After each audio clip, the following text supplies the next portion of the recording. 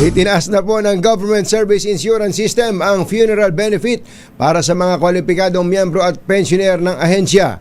Mula sa dating 30,000 ay magiging 50,000 pesos na ang one-time funeral benefit para sa lahat ng mga miyembro na masasawi simula Hulyo at 13. At gaya po ng binanggit namin, andito, dala-dala na po niya ang katakot-takot na magandang balita. Eto na. Si GSIS President at General Manager Vic Veloso. PGM, magandang morning! Magandang morning, Katunying, Ka Jerry, at sa inyo mga tagapakinig. Happy 87th anniversary Maraming salamat po. Thank you so much po, PGM. Kumusta po? Parang itong naalala ko nung huli ko kayo nakita, parang isang taon na yata yun. Isang taon na yata yun. Kung po malamlamang mata nyo. Pero ngayon fresh na fresh. Meron pala kayong mga good news sa ating mga GSIS members at pensioners. Alam po ninyo, ang atin pong Board of Trustees ng GSIS, kasama po ang management, parati po kami nag-iisip, ano pa bang benepisyo, ginhawa may bibigay natin. Since 2015, ang funeral benefit po ay 30,000 lamang. Ginawa po namin, sinaliksik po namin. Ano ba ang cost across the country pag ikaw ay namatayan? At nalaman po namin, ang average cost po ay 50,000. Kaya po, effective po itong 1 ng July, 50,000 na po ang funeral benefits. At wala pong impact ito sa actuarial life ng GSIS. Namin, di ba maapektuhan yung buhay ng GSIS? It won't affect the GSIS. And the good thing about this is that we are giving what we tell our clients, our stakeholders. Ito ang ginhawa na kailangan po ninyong makamit galing sa gobyerno. PGM, yung binanggit nyo na 50,000, kumbaga nag-survey kayo sa nationwide, ganun na pala ang presyuhan ng mga serbisyo sa punerarya ngayon? Iba ho. Pinakamataas po Metro Manila, pero doon ho sa mga ibang lugar sa buong bansa ay mas mababa. At in-average up na namin. Idinikit na namin sa cost ng Metro Manila. Kaya mas may baka magandang balita po sapagkat tayo na doon sa probinsya, talagang makikinabang rin po ng husto. Saka kailangan yung kahit sino naman dapat may dissenting burol man lamang. Habang ikaw ay inaalala ng iyong mga mahal sa buhay. Yan ay napakalaking tulong sa isang kawani ng gobyerno, sa pamilya ng kawani ng gobyerno. Ito hong 50,000 ay dun mismo sa kung yung ang namatay ay yung mismong miyembro ng nagtatrabaho sa gobyerno. Tama po yan. Ang pwede pong mag-apply po niyan ang legal na asawa. Ayan. Diniin nyo yun, legal na asawa. Legal na asawa. Magsasubmit to. Napaka-importante po ng death certificate kasi buti diniin nyo yun. Nakikita ko ang angulo mo, Katunying, Ka Jerry. Darating din po tayo dyan. Sapagkat matapos po, kung wala na pong legal na asawa, meron naman pong mga anak. Na meron naman papeles na nagpapatunay na sila ay mga anak. At magsusumiti lang sila ng kanilang government-issued ID para masabi na sila po ay nag-claim para po doon sa namatay. Ngunit, kung wala rin pong anak, kailangan lamang pong magpakita kung walang legal na nangasawa, wala na pong legal na mga anak,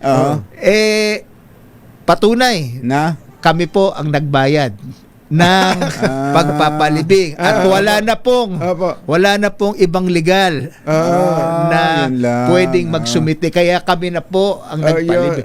Pwede naman po yan kahit na hindi kamag-anak. Kahit hindi na po kamag-anak. Hindi ho kaya magkaroon ng problema yan.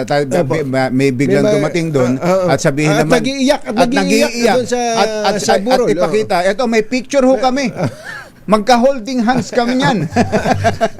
Kaya nga po, sinisigurado po natin na wala na po ang legal na asawa, wala na pong legal na anak, sapagkat in-anticipate po natin ang mga ganong maaaring Mga ganong pangyayari. senaryo. Ano? At hindi po tayo hihinto dyan. Apo. Sapagkat yan ay beneficial na funeral benefit. Ang gusto ko pong mangyari at magawa na at masaliksik pa namin ang gusto.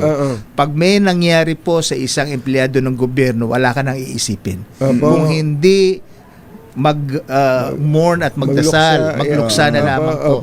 Kaya yan naman ang susunod kong proyekto. Abangan ang susunod na kabanata. Ayun, tinawa nga Alam naman, din ano. alam niyo po, Parang drama sa DZRH yan, ha? alam niyo po, PGM, na-imagine ko kung gaano ma-appreciate to ng mga kababayan nating empleyado ng gobyerno at especially yung kanilang mga kamag-anak.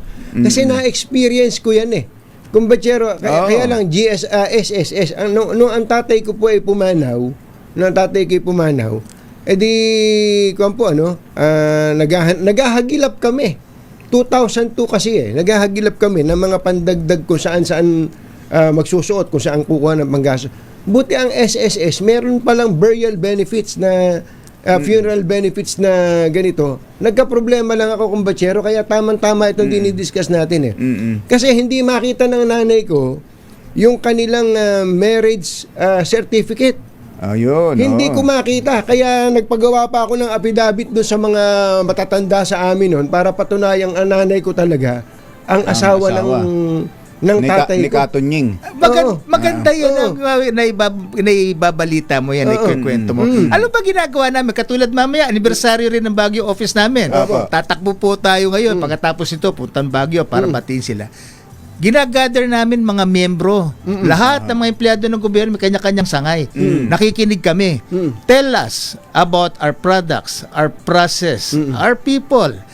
Anything that you need for the GSIS to further improve. At doon namin ine-enhance.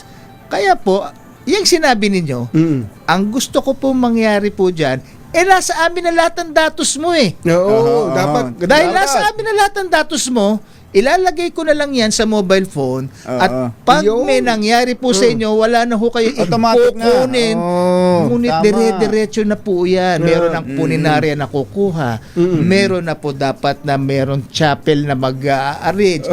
Meron na po dapat ito ba'y maililibing o ito ba'y makrekremi. Dapat tuloy-tuloy na, dapat end-to-end sapagkat ano ba ang benepisyo talaga sa gobyerno? Alam po niyo, for the first 5 months of the year, GSIS made 88 billion net income. Konting yaba, ayusin niyo yung kwelyo niyo. Ayusin niyo yung kwelyo niyo. Ngunit, ito po ang katanungan natin. O sige, kung ikaw government official o government employee ka, o ano ngayon? Nagbago ba buhay ko? Ayun.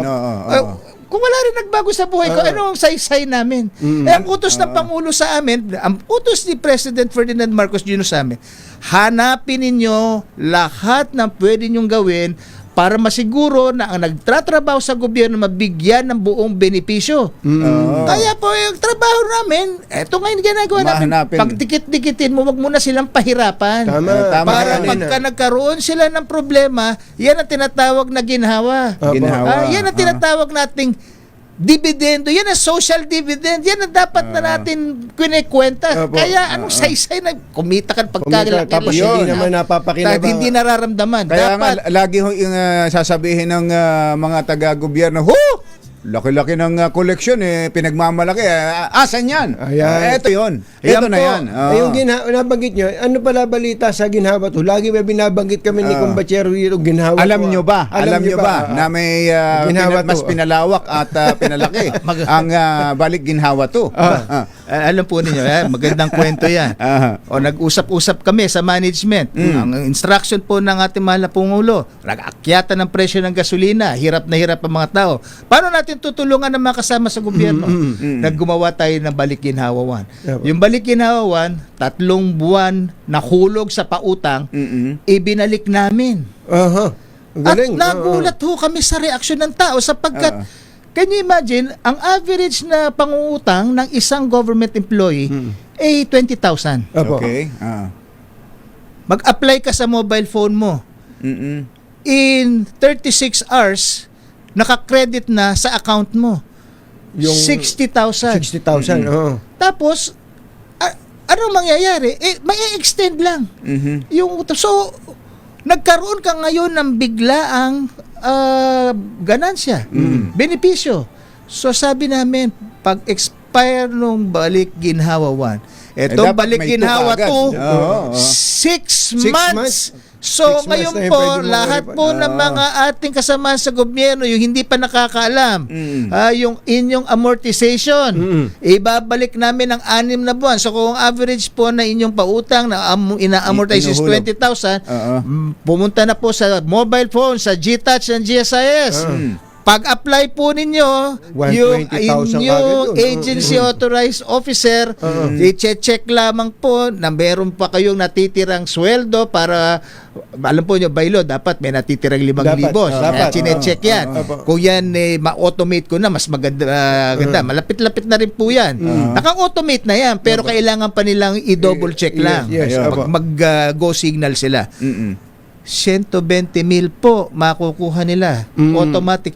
6 months, 120,000 napakalaking Ang laking tulong bagay sa po lahat ng ating mga kasamahan Biruin mo sa yan. Lalo na sa gobyerno. panahong ito na kailangan ano. 8 billion na po ang atin na release sa Dito? mahigit na 450,000 po na Government ating workers. nag-apply. Napakalaking bagay. Marami yun. nag-avail kaagad ano. Paano hindi Ginhawa tumaga? talaga. Oo, talaga.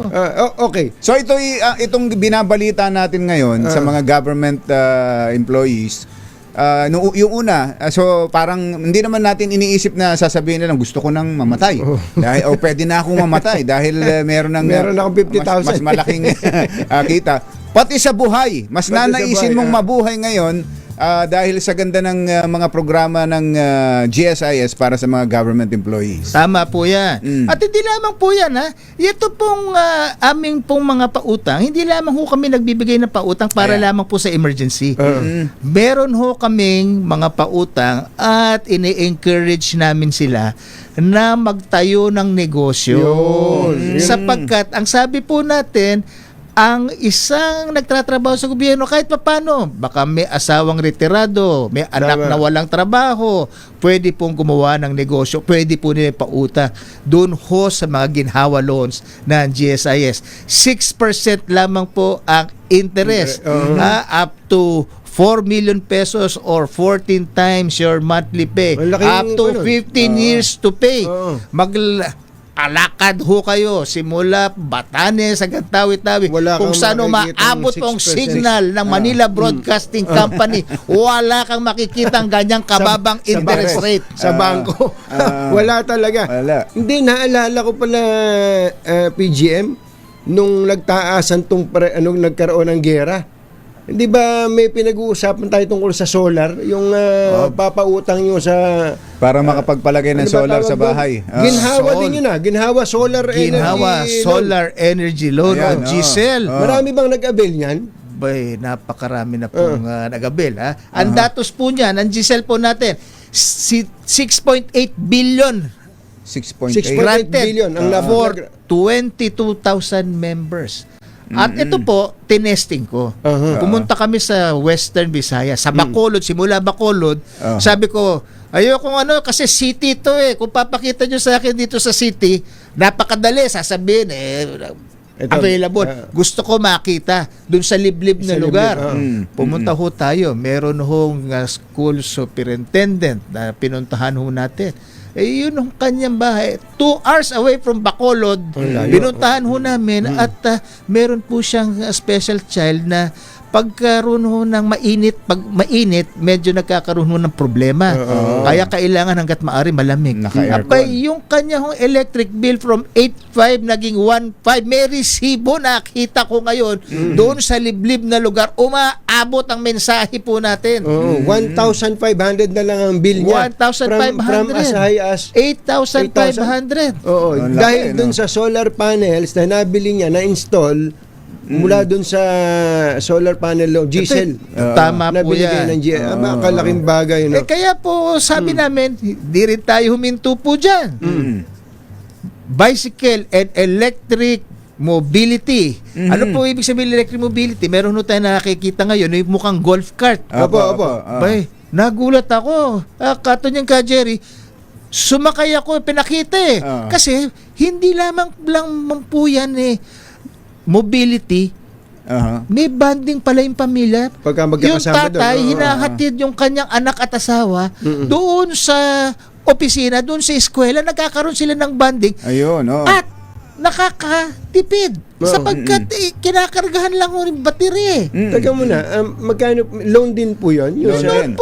Magkano po yun? 5% lamang 5%. Magkano ba yung isang gano'n kumbachero? Hindi ko alam ang presyo. May baka naman, ang binibigay po natin dyan na benepisyo ay maaari ho kayo manghiram hanggang 500,000. Aba, ang laki pala. May kanya-kanyang Model, siguro model. yun. So, tingnan nyo, may kunya na renewable energy, solar, tapos ito, medyo ginhawa bike and E-bike, e-mobility itong loan na inilunsad ninyo. Ang laking bagay niya, hanggang makakabuti rin sa environment eh. ngayon, baka naman tanungin mo ba, baka electric vehicle, baka naman masyado namang advance kung i-announce kasi I-announce yun na. kinakamada pa lang namin. Para doon sa mga gusto E-vehicle naman. pati e-vehicle sapagkat Medyo mahal na yan. medyo mahal. Ngunit, kailangan ng ating mga kasamaan sa gobyerno. Hinihiling nila. Bakit hindi natin patulungan? I-announce yun na. Huwag na mga dahan-dahanin po natin, kinakamata po natin. E-bike at solar muna. Doon sa e-bike at solar, 500,000 ang maximum na pwedeng 500. 500,000. Ako, nakakatawa pagka mga magagandang balita for a change. Kasi isip-isipin nyo, PGM, Sorry, 500,000 nga pala yung dun sa solar. Solar. 300,000 po Sa e-bike. yung dun sa e-bike. sa e-bike. Pero Ayan, malaking malapit na bagay. tayong makapag-loan na kumbachero. Problema, hindi pa tayo empleyado ng gobyerno eh. Pang-empleyado lang po ng gobyerno to. Pati pensioner pwedeng Pati home pensioner, in-approve po namin. mag-avail dyan. Hanggang 80 years old lamang ang aming ginawa pong cap. Sabi nga po namin ni Kumbachero, araw-araw puro bad news.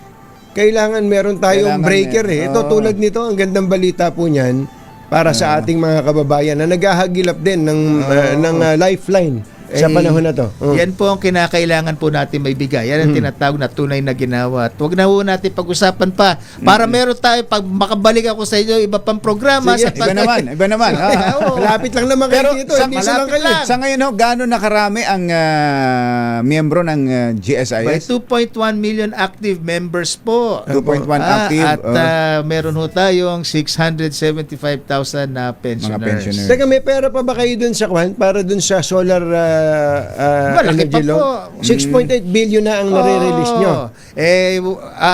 Ano pa ang allocate ho natin dyan 12 12. Malaki pa. The moment po na makita namin Nalahati pa lang. na mas mainit pong pagtanggap, ay dadagdagan po Dagdagan natin. nyo, dagdagan. Sapagkat yan po, mas gusto kong dagdagan ang aming pautang sapagkat yan ay fixed income investment. Ngunit, hindi lang yung rate of return sa GSIS ang importante, yun pong benepisyo sa miyembro. Yan ang tinatawag ko importante. social dividend. Oo. Yan ang hindi mo mabibili. Totoo po. Ang totoong ginhawa. PGM, maraming salamat po sa congratulations sa inyo at congratulations. Sa mga First 5 months, 88 billion ang Wow, kinita ng talaga GSIS. naman. Salamat. Congratulations. Sa ulitin po. Maraming salamat po and happy anniversary again. Thank you so much. Manila Broadcasting Company. Salamat po. President and General Manager Vic Veloso ng GSIS.